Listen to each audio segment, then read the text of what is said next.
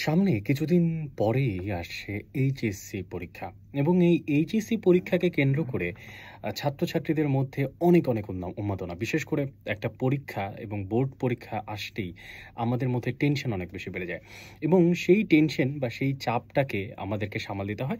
এর পাশাপাশি তার পরবর্তী সময় কিন্তু ভার্সিটি পরীক্ষারও একটা চাপ থাকে। বিশেষ করে এই এইচএসসি পরীক্ষার আসার ৩ থেকে ৪ মাস আগে থেকেই দুটো চাপ একসঙ্গে ছাত্রছাত্রীদেরকে নিতে হয় এবং এই ধরনের যেই পরিস্থিতি সেগুলো থেকে আসলে অনেক সময় অনেক শিক্ষার্থীরা খুব চমৎকারভাবে উত্তরিত হয়ে যায়। আবার অনেকে আছেন ওই সময়টাতে আসলে বেশ কিছু চ্যালেঞ্জের মুখোমুখি হয়। যাই হোক, এরকম একটা সিরিজ, ওয়েব সিরিজের সন্ধান আপনাকে বলব, যেখানে হয়তোবা ঠিক এইচএসসি পরীক্ষার্থী কিংবা তার পরবর্তী সময়ে যে চ্যালেঞ্জগুলো সেগুলোর মতো না হলেও কাছাকাছি তার একটা চ্যালেঞ্জের গল্প কিন্তু সেই সিরিজের মধ্যে আছে এবং নিশ্চয়ই যদি আপনারা সেই সিরিজটি দেখে থাকেন বা দেখেন ভবিষ্যতে, তাহলে বেশ কিছু পরিবর্তন আপনারা হয়তোবা নিজেদের চিন্তার ক্ষেত্রেও করতে পারবেন।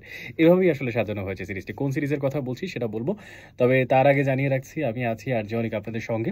ঘড়ির কাঁটার সময় এই মুহূর্তে বলছে রাত ১০টা বেজে ১৮ মিনিট। আর এই মুহূর্তে আপনি টিউন করে আছেন 96.4 স্পাইস এফএম এবং তর্কের রাত অনুষ্ঠান কিন্তু চলছে। তর্কের রাত তার মানে হচ্ছে সবসময় আসলে নতুন কিছু, প্রতিদিন রাতেই নতুন কিছু নিয়ে আমি আসি। বলা যায় একই আয়োজনে নতুন নতুন ফ্লেভার থাকে। যাই হোক, এই মুহূর্তে যে ফ্লেভারের কথা বলছিলাম, কোটা ফ্যাক্টরির কথা বলছিলাম।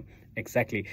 বলছিলাম যে ভাইরাল ফিভারের একটা নির্মাণ যেটা করেছেন সে ওমর খাড্ডা এবং এই সিরিজটি পুরোপুরি একটা ভারতীয় হিন্দি ভাষায় নির্মিত একটা সিরিজ এবং তার নাম দেওয়া হয়েছে কোটা ফ্যাক্টরি। ধারাবাহিক সিরিজটি আসলে ১৬ বছর বয়সী ভৈরবের গল্প দিয়ে আসলে নির্মিত করা হয়েছে এবং এই পুরো গল্পটি নির্মিত করা হয়েছে ভারতের প্রেক্ষাপটে। তার মানে হচ্ছে আমাদের পার্শ্ববর্তী দেশ ভারতে ঠিক কীভাবে ভর্তি যুদ্ধটা হয়, বিশেষ করে আমাদের এখানে যদি আমি বুয়েট, চুয়েট, ঢাকা মেডিকেল কিংবা বিশ্ববিদ্যালয়গুলোর কথা বলি, তাহলে সেখানে হয়তোবা আইআইটি, মেডিকেল বা আইআইটি বলতে যেটা বোঝাচ্ছি যে ইন্ডিয়ান ইনস্টিটিউট অফ টেকনোলজি, তারপর হচ্ছে মেডিকেল, এই সব সেক্টরগুলোতে বোঝাচ্ছে, যেগুলো নিট বলে, আইআইটি বলে।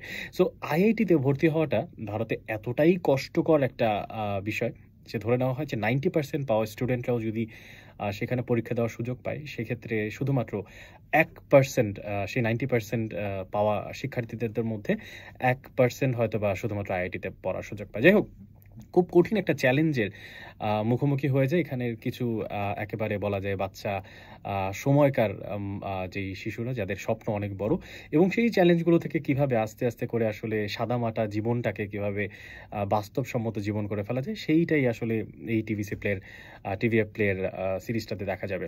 বিশেষ করে এই সিরিজটা আপনারা দেখতে পাবেন হচ্ছে নেটফ্লিক্সে। একটু বলে রাখি, যারা কোটা ফ্যাক্টরি সম্পর্কে আগে থেকে জানেন তারা নিশ্চয়ই জানেন যে এর আগে ২০১৯ সালে হচ্ছে এর প্রথম সিরিজ বের হয়।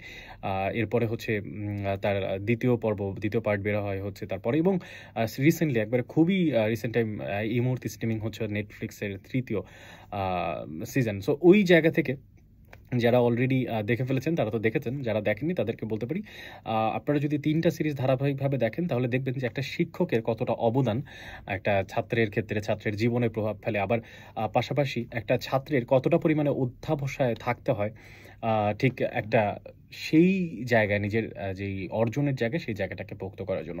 কেন বলছিলাম একেবারে শুরুতে, যারা ঠিক এইচএসসি পরীক্ষা দিয়েছেন বা ভবিষ্যতে দেবেন হয়তোবা বা তারপরে বিশ্ববিদ্যালয়ের প্রস্তুতি নেবেন, তাদের সবার জন্যই আসলে ওই মনস্তাত্ত্বিক জার্নিটাকে পার হতে হয় এবং পার করতে হয়। তাই সেই জায়গাতে কিছুটা হয়তোবা মনস্তাত্ত্বিক আপনারা সাপোর্ট পেতে পারে আপনাদের খুব প্রিয় মানুষগুলো। সো যদি সুযোগ থাকে তাহলে দেখে ফেলবেন এবং বলতে পারি যে বেশ চমৎকারভাবেই প্রচণ্ড দারুণভাবেই আসলে এটাকে নির্মিত করা হয়েছে। এখানে বেশ অনেকেই অভিনয় করেছেন। প্রধান চরিত্রে যেটা বলছিলাম ভৈরব পান্ডে চরিত্রে অভিনয় করেছেন ময়ূর মোর।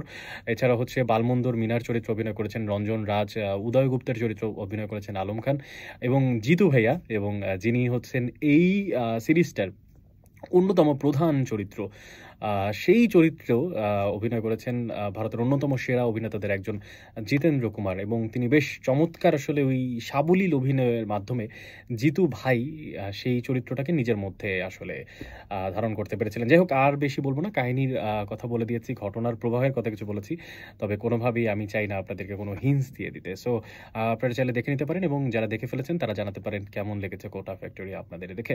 এই মুহূর্তে আমার সাথে যারা যুক্ত হয়ে আছেন তারা কিন্তু আমাকে টেক্সট করে ফেলতে পারেন টেক্সট করার জন্য মোবাইলে রাইট ম্যাচ অপশনে চলে যাবেন, গিয়ে লিখবেন SFM, স্পেস দিয়ে লিখবেন আপনার নাম, তারপর লিখবেন আপনার লোকেশন, এরপরে হচ্ছে আপনার মনের যে কথাগুলো আপনি জানাতে চান আর যে অনেককে, সে সমস্ত কথাগুলো লিখে পাঠিয়ে দেবেন 26969 এই নাম্বারটিতে। এছাড়াও সিম্পলি চলে যেতে পারেন 96.4 স্পাইস FM এর ফেসবুক ভেরিফাইড পেজে, সেখানেও গিয়ে কিন্তু আজকের যে ফেসবুক ভেরিফাইড পেজের পোস্ট সর্বশেষ তার নিচেও কিন্তু জানিয়ে ফেলতে পারেন আপনার মনের কথা। সো এই মুহূর্তে আমি জানিয়ে দিলাম কোটা ফ্যাক্টরির কথা। আপনি চাইলে আমাকে অন্য কোনো সিরিজের কথাও কিন্তু চাইলে বলতে পারেন, এবং সেই সিরিজের মূল পটভূমি কোনটা এবং কেন আপনার ভালো লেগেছিল সেই কথাও জানিয়ে ফেলতে পারেন। চলে যাচ্ছি গানে, গানের ওপার থেকে ফিরবো আমি আবারও। সে পর্যন্ত আমার সঙ্গে থাকুন এবং সবসময় জানিয়ে দিতে থাকুন আপনার মনের বর্তমান পরিস্থিতি। শুনছেন আর যে অনেককে, এবং সবসময় টিউন করে আছেন দেশের number 1 music radio station 96.4 spice FM, শুধুমাত্র আর যে অনেকের সঙ্গে, তর্কের রাতের সঙ্গে। ফিরে আসছি ঠিক গানের ওপারে।